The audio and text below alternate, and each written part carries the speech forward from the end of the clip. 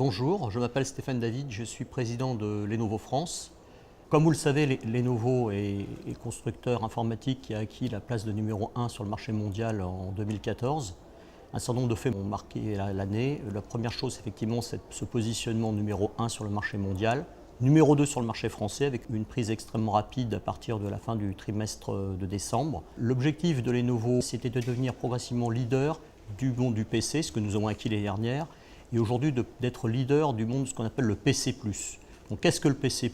En fait, il s'agit de tous les terminaux connectés qui sont aujourd'hui légion sur le marché, à la fois sur les postes traditionnels, les PC, les stations graphiques, les ordinateurs portables, qui sont le business traditionnel, mais également une floraison aujourd'hui de terminaux qui vont de la tablette à la phablette, au smartphone.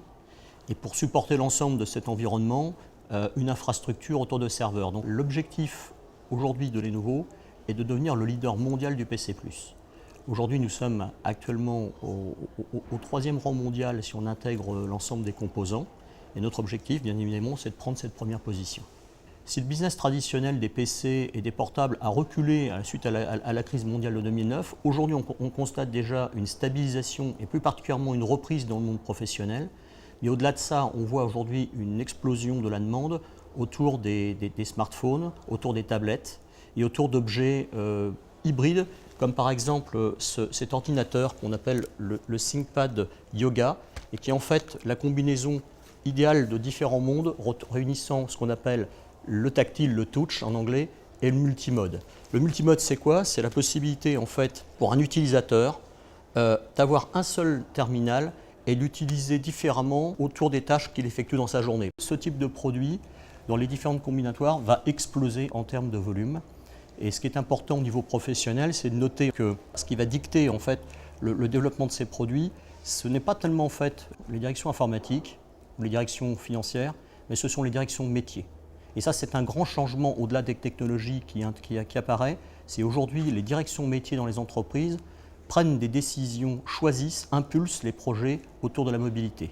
La valeur ajoutée de Lenovo s'appuie essentiellement sur l'innovation. Donc pour cela, en fait, l'entreprise investit énormément en recherche-développement. Sur environ 38 000 salariés, nous avons 3 500 ingénieurs qui sont en recherche-développement. Nous investissons plus de 625 millions de dollars chaque année dans la recherche. Et nous avons actuellement un portefeuille de brevets d'environ 6 500 brevets. SCC et Lenovo ont un point commun.